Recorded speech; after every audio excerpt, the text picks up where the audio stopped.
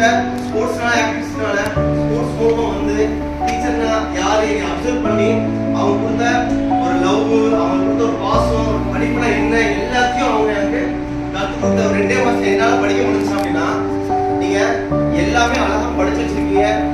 Just ஒரு 5 நாள் ஒரு 10 நாள் தான் அந்த எக்ஸாமோட லீவு.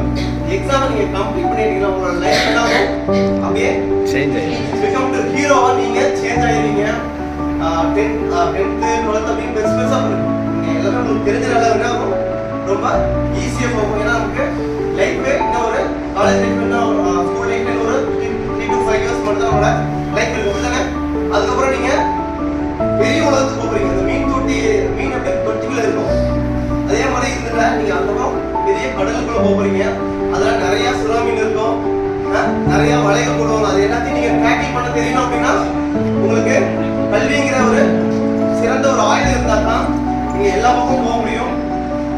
நிறைய கண்ட்ரியை சுத்தி பார்க்க போறீங்க, நிறைய பிசினஸ் மேன் உருவாக்க போறீங்க, நீங்க நிறைய தொழில் அதிபர் உருவாக்க போறீங்க, நிறைய டீச்சர்ஸ் உருவாக்க போறீங்க. எல்லாமே யாரு? எல்லாமே நீங்க தான் உருவாக்க போறீங்க.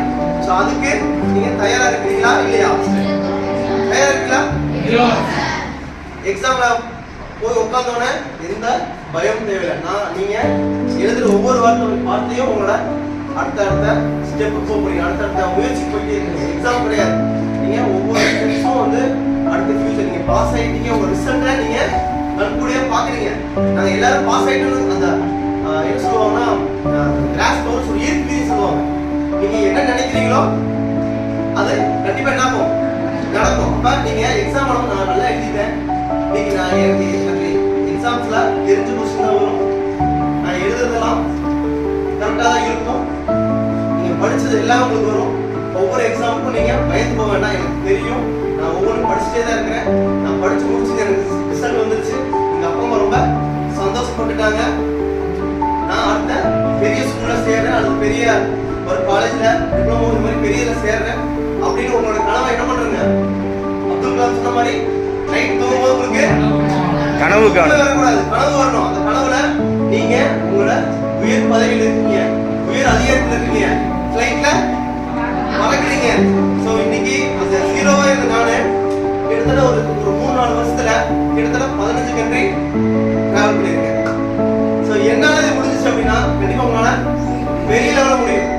யார் நீங்களா? நீங்க ஜெயிக்க பிறந்தவங்க. யார் நீங்க பிறக்கும் போதே ஜெயிச்சு தான் வந்திருக்கீங்க. எத்தனையோ செல்ஸ் வந்து ஜெயிக்க முடியாம இருக்குங்க, நீங்க ஜெயிச்சு வந்திருக்கீங்க. ஸோ நம்ம ஸ்கூல் பக்கம் ரொம்ப பக்கபலமா இருக்கு. நீங்க ஜெயிச்சதுக்கு அப்புறம் ஸ்கூல் விட்டு என்னைக்கும் போயிடாதீங்க. ஸ்கூல்ல டீச்சர்ஸை வந்து பாருங்க. ஏன்னா நீங்க பார்க்கும்போது அவங்களோட ஆசீர்வாதம் இல்லை அப்படின்னா நம்மளால மேல மேல போக முடியாது. அப்பா அம்மாவோட ஆசீர்வாதம்னாலும் யாருனாலும் போக முடியாது. ஸோ அதனால எப்ப ஸ்கூல் விட்டு போனாலும் சரி, உங்களுக்கு மனசு கஷ்டமா இருக்கு, சந்தோஷமா இருக்கு, எப்பதான் சரி உங்க டீச்சர்ஸையும் வந்து பார்த்து போனீங்கன்னா அது வந்து வேற மாதிரி போகும். ஏன்னா எனக்கு வரும்போது நான் வந்து என்னதான் வந்து ஸ்கூல்ல ஒழுங்கினமா இருந்தாலும் டீச்சருக்கு நான் மரியாதை கொடுப்பேன். டீச்சரை எப்பயும் மதிச்சு வந்துட்டேன். அந்த ஒரே விஷயனால தான் நம்மளால அடுத்தடுத்து நல்லா ஸ்டெப் ஆகும். அன்னைக்கு என்னதான் நான் பண்ணி டீச்சர்ஸ் மேல மரியாதை இல்லாமல் இருந்தா என்ன யாரும் நீங்க டீச்சர்ஸ் கூப்பிட்டு நிக்க வைப்பாங்களா? சாதாரண விஷயமா? ஒண்ணுமே தெரியாத ஆளு இன்னைக்கு வந்து உங்க முன்னாடி பேசுறேன் அப்படின்னா சாதாரண விஷயமா? அப்ப அந்த விஷயம் உங்கள்ட்ட இருக்கும்போது நீங்க டீச்சர்ஸ்க்கு மரியாதை கொடுங்க. எவ்வளவு பெரிய ஆளானாலும் சரி டீச்சர்ஸ் வந்து பார்த்துட்டு அவங்கள்ட்ட அந்த கெத்தை காமிக்கூடாது. இன்னைக்கு எப்படி நம்ம ஸ்டூடெண்டா இருந்தோமோ அதே ஸ்டூடெண்டாகவும் அதே பணியும் அவங்க இருந்துச்சு அப்படின்னா பதவி உயரும் போது என்ன வரணும்? பதவி வரும்போது நமக்கு பணியும் வந்துட்டே இருக்கணும். நமக்கு என்ன இருக்கும்? அவங்களோட ஆசீர்வாதம் போயிட்டே இருக்கும். சரிங்களா? டீச்சர்ஸை பொறுத்த வரைக்கும் அவங்களுக்கு நல்லா படிச்சா நல்லா வேலைக்கு போகணும்னு சொல்லி தருவாங்க. பட் ஆனால் நல்லா படிச்சு நல்ல பிஸ்னஸ் பண்ணலாம். இது புதுசாலாம் போய் பண்ணணும் அவசியம் கிடையாது. நம்ம அப்பா அம்மா பண்ணிட்டு இருப்பாங்க, நம்ம தெரிஞ்சவங்க பண்ணிட்டு இருப்பாங்க. அந்த பிஸ்னஸை இப்போ இருந்தே ஸ்டார்ட் பண்ணுங்க. நீங்களே என்டர்பிரனரா ஆயிருங்க. ஏன்னா நான் 10th லீவ்ல நான் பாஸ் ஆகலாம் ஃபெயில் ஆகலாம் எனக்கே தெரியாது.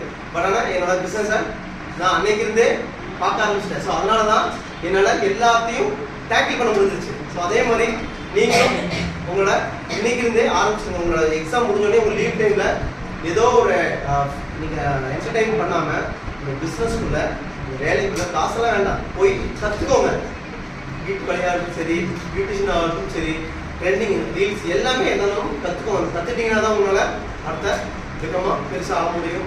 ஸோ உங்களுக்கு வேறு ஏதாவது சந்தேகங்கள் இருந்தால் கேட்கலான்ட்ட ஒரு 2 நிமிஷம். சந்தேகங்கள் இருக்குங்களா? கேட்டாண்டா கேள்வி.